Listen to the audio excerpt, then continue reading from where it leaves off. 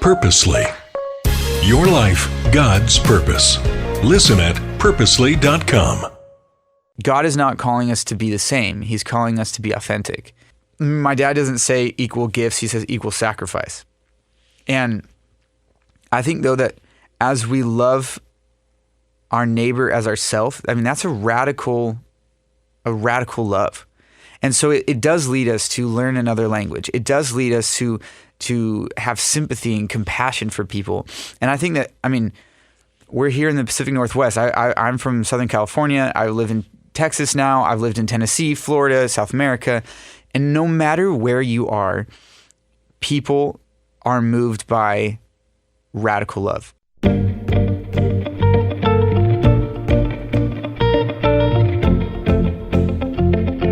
His name is Evan Kraft, and we welcome him to the Passion Meets Purpose podcast. Evan has such an easygoing nature. You're going to hear it as he shares. Also, he just has the heart of a missionary and knowledge from seminary. It's all blended together in memorable, life-giving songs. He's a joy to work with. And so without further ado, please welcome Evan Kraft. The Passion Meets Purpose podcast is all about the gifts and talents that God uniquely gives each of us, the way he wires us, and it's usually what we're naturally good at. And then the purpose part is, you and I both know, it's not rewarding to live a life just for ourselves with those gifts and talents, but rather to put them on display for the rest of the world. So I feel like your story fits this perfectly. Let's start with little kid, grew up in Thousand Oaks, California. Dad was a pastor. And you started, well, I don't want to jump ahead. I was going to take you up to high school, but do you want to give me a little story of like toddler Evan? Yeah. I mean, I don't know if I remember toddler Evan that well, but I think I was always like a very passionate and like determined kid. Whenever my parents told me, I like believed absolutely. And my mom tells me that I walked up to somebody who was smoking and told them, don't smoke because the devil wants you to smoke. So I was always very passionate, like right is right, wrong is wrong. And that like kind of took me through, I mean, middle school and high school. I remember like I was so confused. Like, why are people acting like they act in high school? My dad was like, well, they don't necessarily believe what we believe. And so you still have to, follow what you believe. And that's kind of guided me through the years of like, people may be doing something else, but this is who I am. And so I'm very grateful for that. But yeah, toddler Evan was very passionate. I took like choir classes or some music classes. I wish I took more. I think I would be, it would have benefited me, but I always loved music, and I weirdly, I say weirdly, but like am so grateful. I always knew God was calling me to something. I felt like a passion for the Holy Spirit, and like I remember that, and so there was like I was never able to escape it. I tried, and when I was like 20, and it only lasted like a few days. Wow. And one of those Holy Spirit moments I've heard was when you were in high school taking Spanish and you loved it. You just felt drawn to the language, the culture, and there was a Bible verse that came to mind about loving your neighbor as yourself. Yeah, I mean, I grew up in Los Angeles, California, well, north of LA, and like 60% of the population of Los Angeles speaks Spanish. And so if I want to share the gospel with my neighbor, it requires me to speak their language. I mean, Paul says, to the Jew, I became a Jew. To the Greek, I became a Greek. And so as long as it's not sinful, I want to become whatever, to be on the level and create a conversation with people. And so my dad was, he was the director of a homeless shelter, and he would preach like a 5-minute sermon every day for lunch before they would give out the food. And so he had a translator, and I was like, I'm taking Spanish. Why wouldn't I just learn it? It takes so much longer to have a translator, and like you can't actually communicate with people as well. And so I bought like all the Chronicle of Narnia books. I became obsessed with it, and I loved it because I didn't know what God was going to do in my life, but I knew I needed to be prepared. And like, I don't know if it was like, it was that strategic. It was just like, this makes sense in the moment.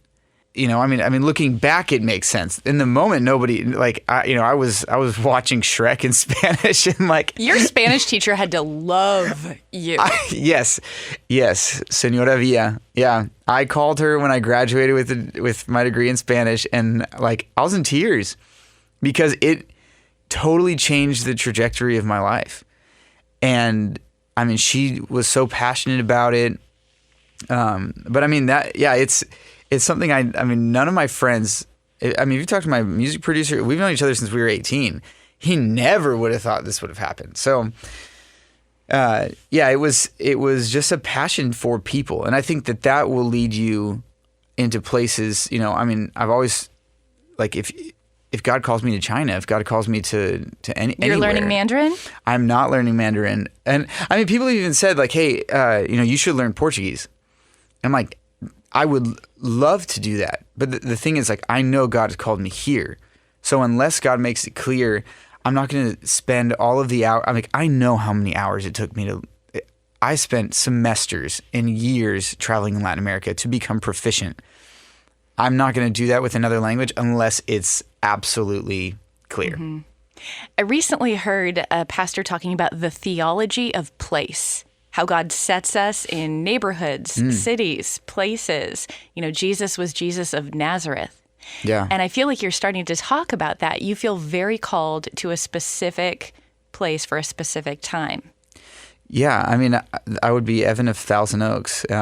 But I mean, I went to Colombia for the first time and was just enamored by the people, the feeling, the culture.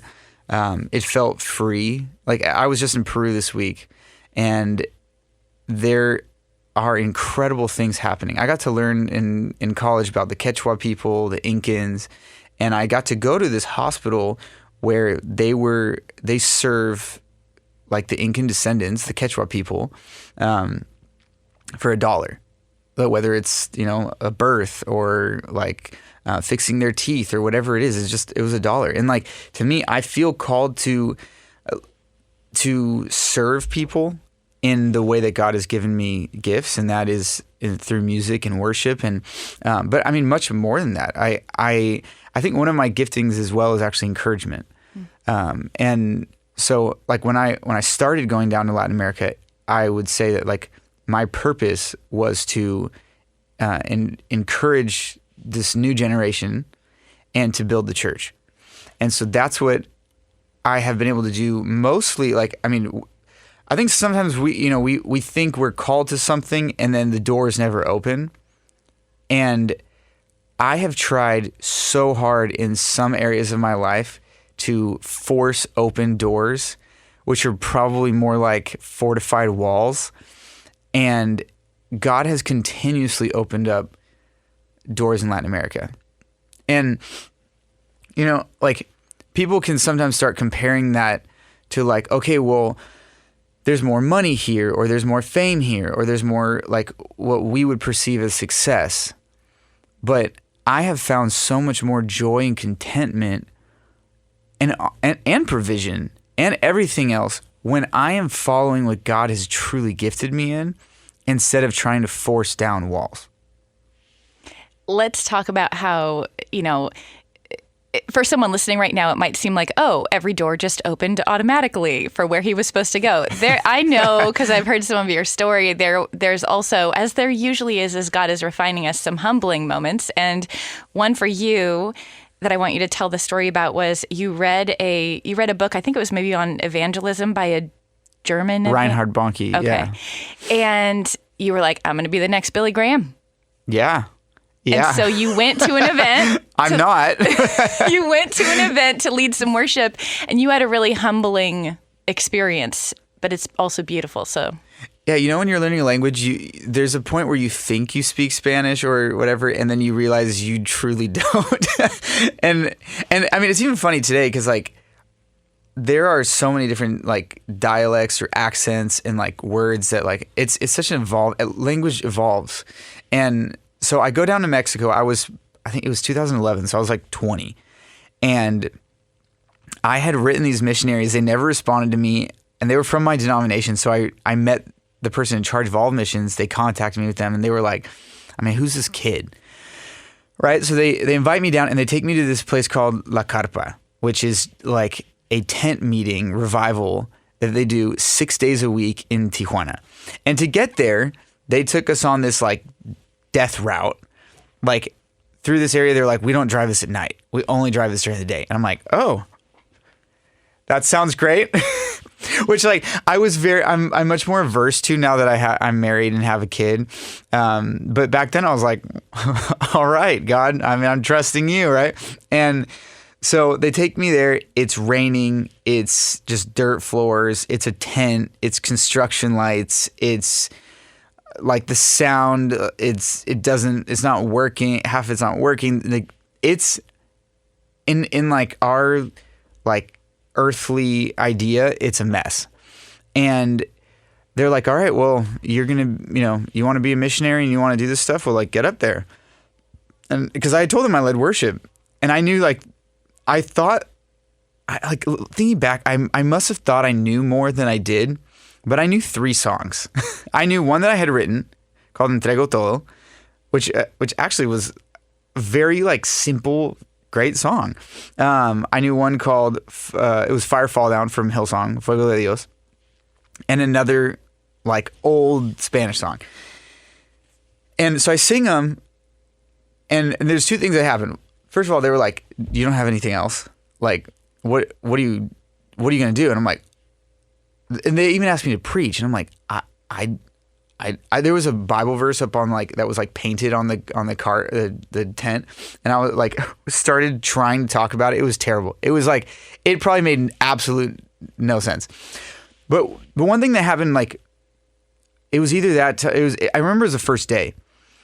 I get there and I'm singing, and it was like people were worshiping in like what I had always like been very like I just thought it was like, okay, we're gonna worship in spirit and truth. That seems vague to me. Like, what does that mean? What does it mean in spirit? Like, how do I like in truth? Like, how do I know when it is true? How do I know when it's not true? What does that mean? And I experienced it there for the first time. Like, this was a desperate cry from these women it was mostly elderly women from Tijuana that were crying out for their city. They were crying out against prostitution, crying out against drug trafficking, crying out against gangs, and they were crying for revival in their city. And I was so moved. I mean, they were out of tune. I mean, it didn't sound good to my ears, but there was some other level spiritually that was happening that like God was connecting me to.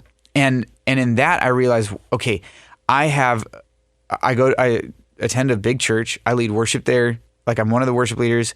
I think I know what's cool, and all of that is trash. And so it radically shifted every thought in my life to like, this value system doesn't work. The kingdom value system is so different. I remember like one of the craziest experiences that I have ever been through was going to Nicaragua and then going to Orlando for a worship conference at Disney World. And I went, and I call it my like third world to Disney World trip.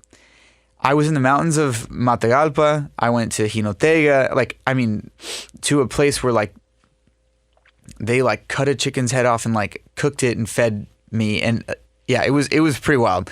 And I mean, but in Nicaragua, it's one of the poorest countries in Latin America.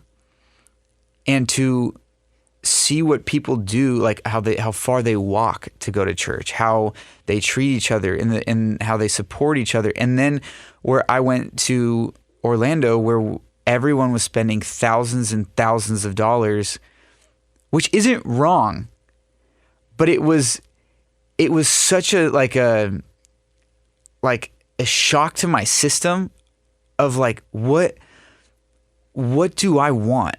And I mean, and as a 22-year-old, I was angry. I was just angry. I was just like, all of you guys are hypocrites. You are like, how do you even call yourself a pastor?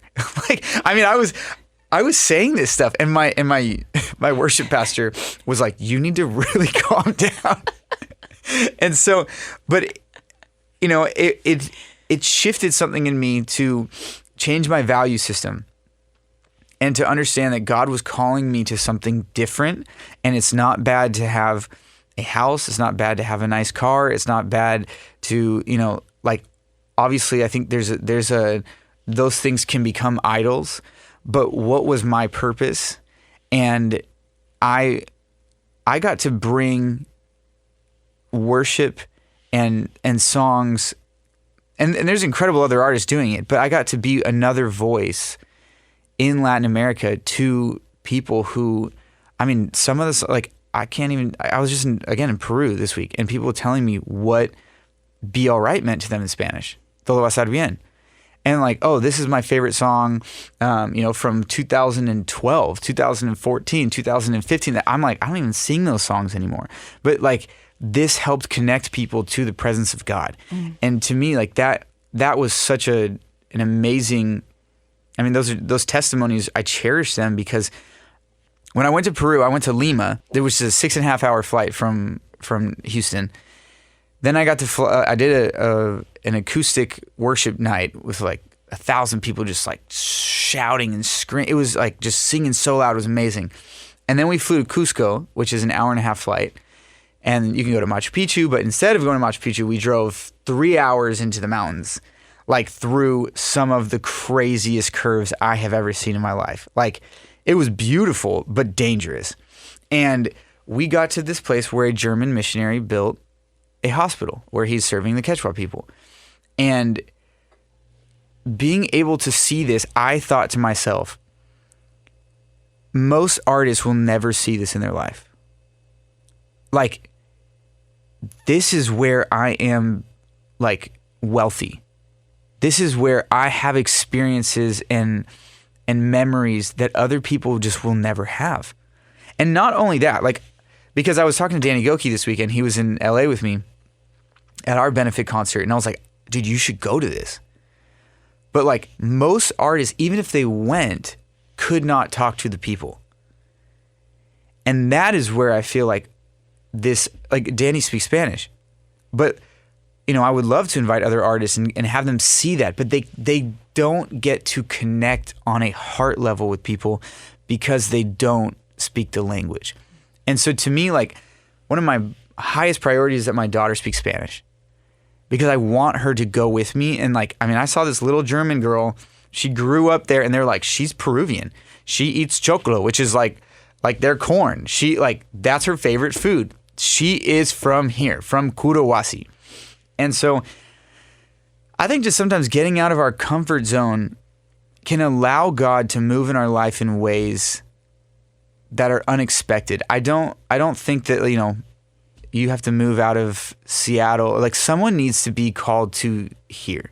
Someone needs to be serving the people and loving them and being an ambassador for Christ. But I am so grateful that God has called me. I always prayed for something, like when I read that book by Reinhard Bonnke, I prayed for something on that. Like, I said, God, I want nothing less than this. Mine is completely different than his. He was in Africa. 50 million people came to Christ in 10 years through his ministry. I don't think I have numbers that even like are close to that. But God is not calling us to be the same. He's calling us to be authentic. And this is what he put on my heart. And so I am eternally grateful that I was able to go to Kurawasi, that I was able to be in LA this week. I mean, we started a benefit concert that was to activate the Latino church to give and be an agent for change with the homelessness crisis. Which is your father's ministry as well. Exactly. Yeah. And so say the name if people want to find it. We'll link to it in the show notes. It was formerly called Hope of the Valley. Now it's called Hope the Mission. And they're the largest rescue mission now in the United States. They have over, 2,700 beds daily. We were doing a benefit concert with Danny Goki to raise money for a women's drugs and alcohol rehabilitation center. And so I don't think there is one dedicated to women in the LA area right now. And so, but we were trying to, like, most of the resources that were given were not from the church, and they were definitely not from the Latino church. And so a lot of people were asking, or ask themselves, God, why have you allowed me to be taken to the U.S.? I'm Guatemalan, I'm Nicaraguan, I'm Panamanian, I'm Colombian. What am I doing here? I'm first generation, second generation. I have an identity crisis. And I was reading a book by Tim Keller, and it was called Center Church. And he talked about Jeremiah 29:7, which I think everybody's heard Jeremiah 29:11, that God has this amazing plan for my life. And he goes, but God is talking to people who are in captivity. God is talking to people who have been exiled, who are ruled by another nation. And it says, bless the city that I have allowed you to be taken to, because your prosperity depends on its prosperity. And I've read the whole Bible front to back. But when I read it, and I didn't, obviously I didn't study every verse. And so I must have skipped over this whole idea. And when he's talking about it, he goes, if we understand that we are to bless the city where we are, to bloom where you're planted. And so that's what I started preaching at dozens and dozens of Latino churches in Los Angeles. And so we started activating the Hispanic church to be an agent of change in Los Angeles. And so we've had Marcos Whitcomb and other amazing Latin artists. We had Danny Goki this year. And so we've raised over $500,000. That's not even including this year. I don't even know the numbers yet. But to get the church to love their neighbor as themselves. And so it's there's so many things that go beyond just songwriting and radio play and other things as an artist. Those things are awesome, and they are part of my artistry, right? But I think that God has called us to so much more, and if we say yes, you really need to be prepared to hold on for dear life. That's how I felt in Latin America. Going to Argentina by myself, trusting that God was going to come through, and meeting some of my best friends. And going to Chile, I've been to Venezuela, I've been to Cuba, I've been everywhere that they speak Spanish pretty much. And I have had nothing but, I won't say nothing but, I've had some bad experiences, but I've had the overwhelming majority of experiences have been incredible. I hope my life is exemplary to other people. And that's what I've always hoped in Latin America. We were 25-year-olds traveling around, and I'm proud to say that we were a good example to this new generation. And I pray to continue being that as a father, as a husband, in this new stage of life. But all of this comes down to first loving Jesus, really asking God to open your heart and your mind. And then also being obedient. A lot of us, I was so impressed by these missionaries this week. They sold their home in Germany and gave away all of the money because they said we didn't want to have a backup plan. That we're gonna trust God, and they said that more money than they even had has come in the last 4 years, and they've been able to give away 90% of it. And I don't think everyone is asked to do that. My dad doesn't say equal gifts, he says equal sacrifice. And I think though that as we love our neighbor as ourselves, that's a radical love. And so it does lead us to learn another language. It does lead us to have sympathy and compassion for people. And I think that, we're here in the Pacific Northwest. I'm from Southern California. I live in Texas now. I've lived in Tennessee, Florida, South America. And no matter where you are, people are moved by radical love. And that is it is not normal for someone to go the extra mile for other people. It is not normal for people to be committed. Today you can hide behind anonymity. You can do something and then fade away. But by being constant and and consistent and committed to the gospel, I believe that we will see a big impact. And so my prayer for people hearing this is that you may be called to Latin America, you maybe not. I hope that, one, you're not afraid of it. I hope that you can trust that God, if God is leading you somewhere, he will provide. But two, is that it is absolutely worth. I would do it all over again 1,000 times. The only things I would change is how I responded to certain situations, with more compassion, more grace. But it has been the adventure of a lifetime. That's how I met my wife, and I pray that it never ends.